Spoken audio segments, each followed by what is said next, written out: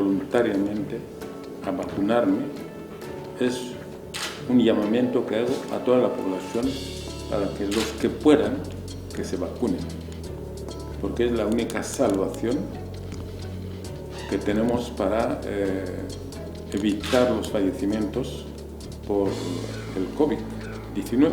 Ahora, las personas que se han vacunado aquí no hemos recibido ninguna información negativa.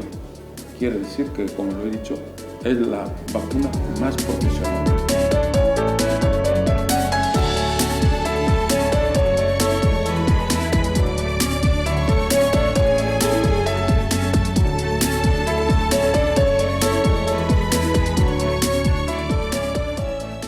China demuestra ser el mejor amigo de África, no solo de Guinea Ecuatorial.